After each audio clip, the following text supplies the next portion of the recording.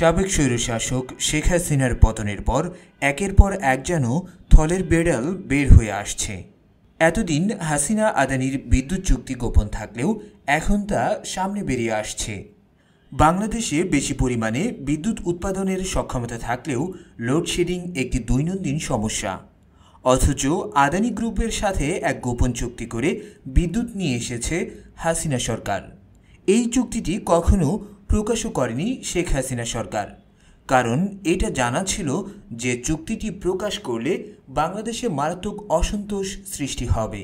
সেজন্যই মূলত এই চুক্তি গোপন রাখা হয়, কারণ এই চুক্তির সাথে বাংলাদেশের কোনো স্বার্থ জড়িয়ে না থাকলেও ভারতের স্বার্থ ওতপ্রোতভাবে জড়িয়ে আছে। আর এখনকার এই ভিডিওতে আমরা হাসিনা আদানির এই গোপন চুক্তি সম্পর্কে জানার চেষ্টা করব। 2015 সালে ভারতের প্রধানমন্ত্রী নরেন্দ্র মোদী প্রথম বাংলাদেশে সফরে আসেন। এসে কী বিষয়ে আলোচনা হয় তাও প্রকাশ করা হয়নি সঠিক মতো। তবে এর 2 মাসের মাথায় বোঝা যায় উদ্দেশ্য কী ছিল। 2015 সালের 11ই আগস্ট আদানি পাওয়ারের সঙ্গে একটি সমঝোতা স্মারক সই করে বাংলাদেশের পিডিবি।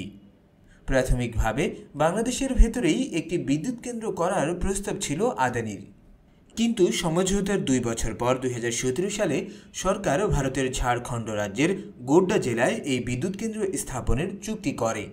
কিন্তু কেন বাংলাদেশের এই বিদ্যুৎ চুক্তি ভারতে করা হয় সেই যৌক্তিকতাই খুঁজে পাওয়া যায়নি কখনো। 4 বিলিয়নের এই অত্যন্ত ব্যয়বহুল চুক্তিটি শুধুমাত্র আদানি গ্রুপের সুযোগ সুবিধা বিবেচনা করেই করা হয়েছিল। এক কথায় এই চুক্তিটিতে কেবল আদানি জিতেছে। এই চুক্তিটি এতটাই বাংলাদেশের স্বার্থবিরোধী যে কোনো সচেতন মানুষের পক্ষে এই চুক্তিতে সই করা সম্ভব নয়। তবে এত বড় একটা চুক্তি এত গোপনে হয় কিভাবে তা কেউ ভাবতেই পারেনি। এমনকি আশ্চর্যজনকভাবে সে সময় বাংলাদেশের কোনো গণমাধ্যমেও এটি নিয়ে সংবাদ প্রকাশ করা হয়নি। বাংলাদেশের গণমাধ্যম না বললেও আন্তর্জাতিক মিডিয়ায় বিষয়টি নিয়ে বেশ চাঞ্চল্য তৈরি হয়। ওয়াশিংটন পোস্ট সর্বপ্রথম এই চুক্তি নিয়ে একটি গোপন তথ্য প্রকাশ করে, যেখানে বলা হয় আদানি গ্রুপ কোনো বিদ্যুৎ উৎপাদন না করলেও বাংলাদেশকে প্রতি বছর $400 মিলিয়ন দিতে হবে আদানি গ্রুপকে। তবে সবচেয়ে আশ্চর্যজনক বিষয় হলেও 25 বছর যে পরিমাণ বিদ্যুৎ উৎপাদন হবে বাংলাদেশ তার পুরোটাই কেনার শর্তহীন ও অপরিবর্তনীয় নিশ্চয়তা দিয়েছে। আর সবচেয়ে দুর্ভাগ্যজনক বিষয় হলো আদানির সঙ্গে করা এই চুক্তি থেকে বের হয়ে আসার কোনো সুযোগ নেই বাংলাদেশের। এমনকি আদানি পাওয়ার যদি চুক্তির কোনো ধারা নাও মানে তবু পিডিবি চুক্তিটি বাতিল করতে পারবে না। বিষয়টি এমন নয় যে সরকারের এর আগে কখনো বিদ্যুৎ ক্রয় চুক্তির দর কষাকষির অভিজ্ঞতা ছিল না। এর আগে পায়রা ও রামপাল চুক্তিও করেছে সরকার। যদিও এই দুটো চুক্তি মানসম্পন্ন নয়, তবে সেগুলোতে অপরপক্ষকে আদানির মতো এমন আকাশচুম্বী লাভ দেওয়া হয়নি। এমনকি আদানি পাওয়ার কোম্পানি অন্য কোম্পানিগুলোর সাথে যেসব চুক্তি করেছে তার মধ্যে বাংলাদেশের সঙ্গে করা চুক্তিটিতেই পরিবর্তনশীল খরচের ঝুঁকি বাংলাদেশের কাঁধে চাপানো হয়েছে। এমনকি কয়লা নিয়েও বাংলাদেশের সাথে খেলা করেছে আদানি গ্রুপ, যেখানে বাংলাদেশের সরকার কয়লা কিনতে বাংলাদেশি কোম্পানিগুলোকে নির্দিষ্ট পরিমাণ টাকা দেয়, সেখানে আদানি গ্রুপ ব্যতিক্রম। কারণ আদানি গ্রুপের কয়লা কেনা হয় আন্তর্জাতিক বাজার মূল্য ধরে, অথচ ভারতেই আদানির একাধিক কয়লা খনি রয়েছে। এমনকি অস্ট্রেলিয়াতেও রয়েছে আদানির কয়লা খনি, কিন্তু তবুও কয়লা কেনার ক্ষেত্রে বাংলাদেশের থেকে অধিক পরিমাণ অর্থ নেয় আদানি গ্রুপ। আদানির বিদ্যুৎ কেনার চুক্তিতে বলা আছে উৎপাদিত বিদ্যুতের অন্তত 34% কিনতেই হবে বাংলাদেশকে। ফলে পিডিবির চাহিদা যদি কমও থাকে বা বিদ্যুৎ না নেয়, তারপরও এই 34% বিদ্যুৎ উৎপাদনের কয়লার খরচ দিতে হবে। একই সঙ্গে গুনতে হবে কয়লা সরবরাহকারী, পরিবহনকারী ও বন্দর অপারেটরদের সব জরিমানা ও ক্ষতিপূরণ। আদানি পাওয়ারের সঙ্গে হওয়া চুক্তি অনুযায়ী বাংলাদেশ যদি বিদ্যুৎ না নিতে পারে তাহলে ক্যাপাসিটি চার্জ ও জরিমানা সহ সব ধরনের পাওনা বাংলাদেশকে বাধ্যতামূলকভাবে দিতেই হবে।